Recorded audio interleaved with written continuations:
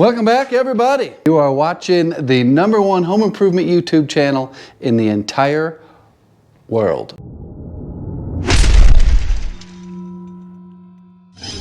When I'm on these larger projects, I find myself hopping around just to keep myself interested. I do everything myself. And when you are just doing one thing, it gets boring, gets mundane, and you start slowing down, losing motivation. So I've been hopping around. I got the doors in, the electrical's in, most of the plumbing's in.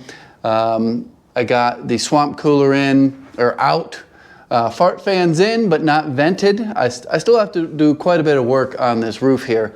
I've got to vent the fart fan through the roof. I've got to put a plumbing vent in that is going to be a little bit challenging, because right here is a valley and the pipe's going to come up through here. Don't want to put a penetration in the valley, so I've got to run it up higher and then out. Got a chimney to take out in the garage that used to be for this fireplace. So that's what we're going to do today, is get a vent in, a vent pipe for the sani grind. Because we're talking about roofing, I thought I'd show you some roofing. And there's a lot of misconceptions out there on how roofs work and the history of what roofing used to look like and how it worked for a long time. Before the world came out with OSB and plywood, roof decking was just these planks right here. And this house originally had a cedar shake shingles as the roofing. That gets taken off, and then they went to regular shingles. And I had done a ton of tear-offs and re-roofs in my day. And the worst was when we would get to a house that had 3 or more layers of shingles over the top of these planks, because they had not put down plywood or OSB over the planks. And stripping 3 layers of shingles off with just these planks, it is a pain in the butt. Very difficult. Once you get your 3 layers off, most commonly used is OSB. Yes, not plywood. Plywood is not used very much anymore for anything. It's all OSB. I'm not sure the date that this re-roof was done, but there has been a hailstorm, and these people already have a check from the insurance company for a full roof tear off, not the OSB, just the shingles and tar paper and ice and water and drip edge.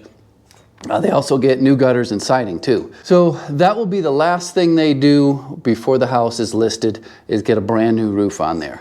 That's a great selling point. Doesn't really change the value of the house, but it changes the selling point.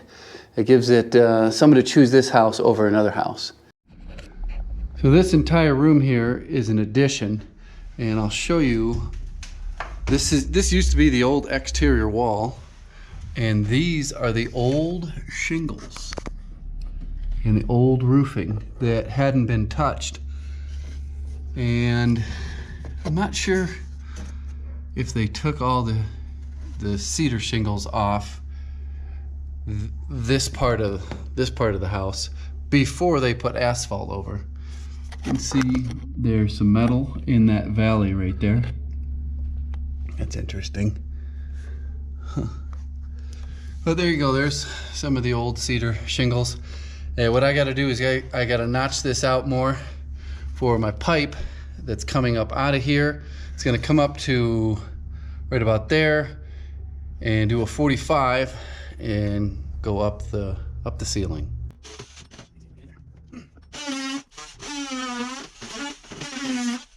For those of you curious, houses did not have insulation in the walls until the 1970s. There's actually a certain point in time where it became a code requirement sometime in the 70s. So if you have a house built in the 60s, 50s, 40s, 20s, all the way down to 10s, most likely you do not have insulation in your exterior walls unless it was added later. Because this house only has insulation in the attic, not in the exterior walls.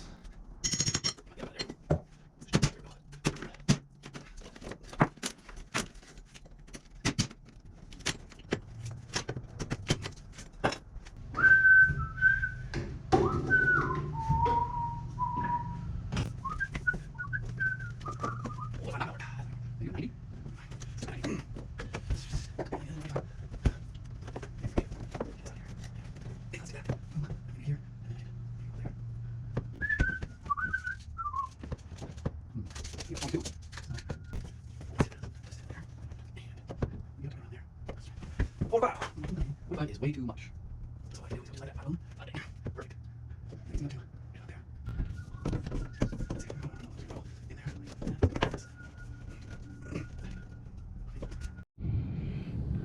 So right between these two planks is where this is going to go out the roof. That's how it comes down. Does a little zig and a little zag. There's room for maneuvering here. And then it goes down and we'll go into the sandy grind down there. The back out framing for the ceiling is going to be a pain in the butt. And I'll get into more details on what that is, what it means. All those nails got to come out. I'm thinking I'm gonna reuse all these strips here. All right, we got to drill a hole in the roof. I'm gonna drill a pilot hole in the roof and then go to the roof, see what we're working with, and put a roof jack in, and this thing should be done in no time at all.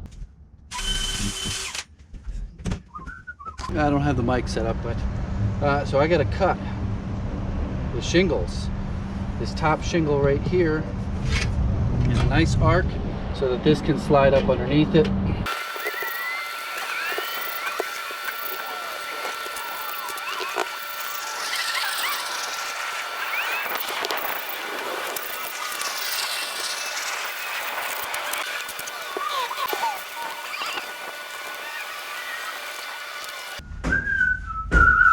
Don't break my wrist, dog. Don't break your wrist.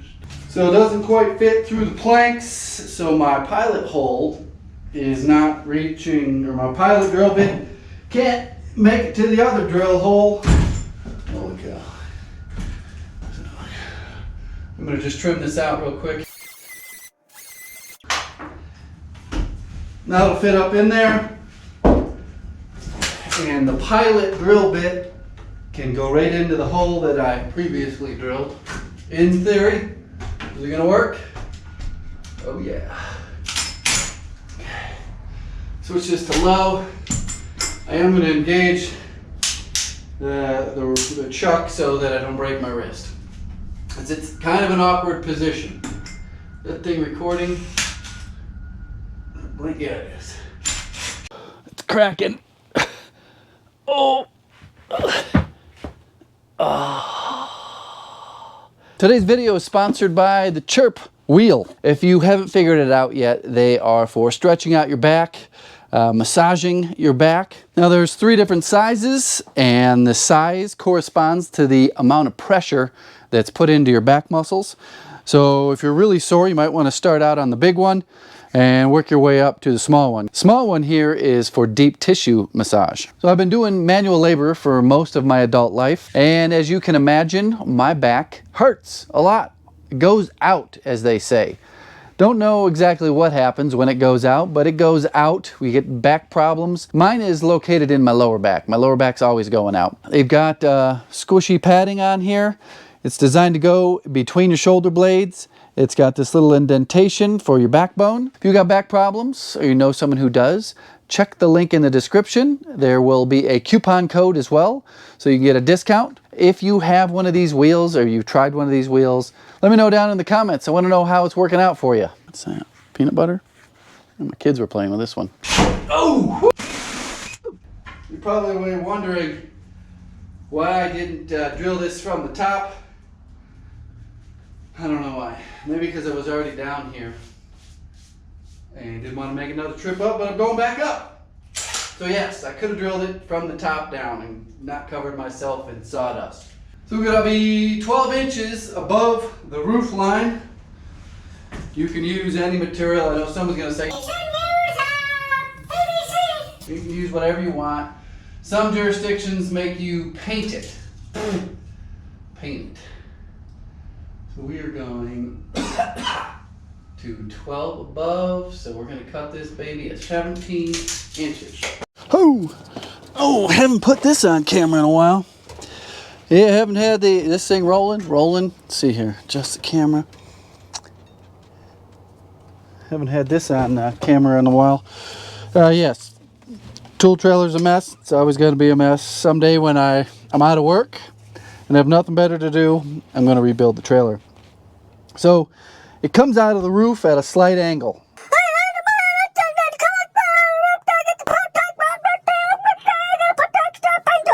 I'm going to do something to straighten it up. 45, too much. 22 is too much. So I got a line drawn here and here. I'm going to heat this bad boy up, and I'm going to put maybe a slight kick in it. PVC is used to build a lot of things in crafts. They actually make recurve bows out of PVC. Kind of cool. I think they can get all the way up to like a 30-pound PVC bow. So I lost the base to this thing, so it wants to flop around. So hopefully I don't light the tool trailer on fire.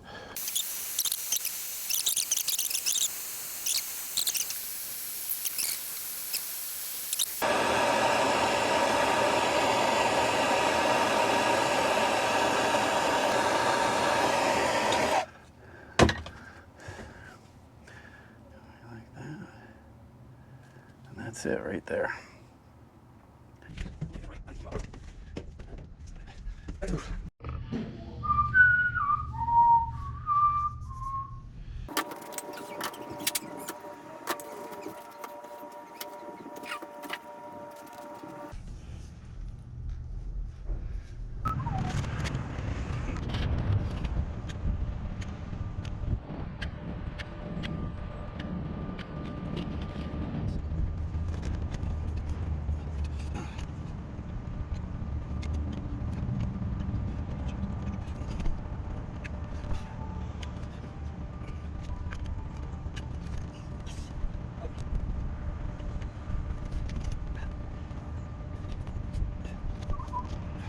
Well, I know this freaks people out when you nail all the way through a shingle. It's called a shiner.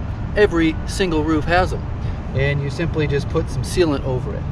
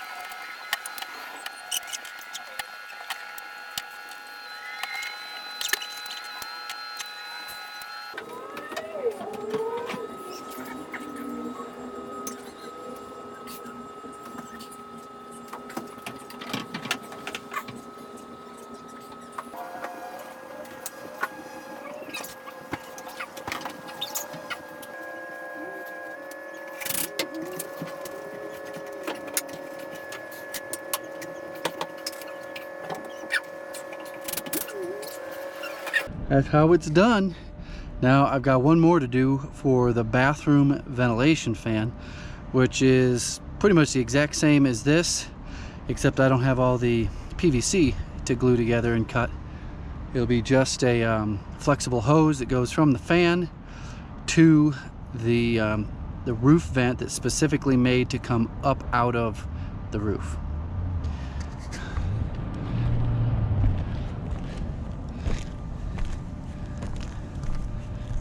One last thing I'll do, I don't have it with, oh, in the shade again. I don't have it with me, is I need to paint that. Don't have to, but I'm gonna paint that. They don't stand up to UV light that well. So it'll be painted with exterior paint. Now, what about the other end? The other end gets connected to the Sandy Grind Pro. And we will get into that Sandy Grind Pro. We're gonna thoroughly test it many times over before we start putting the finishing walls and floors in that bathroom.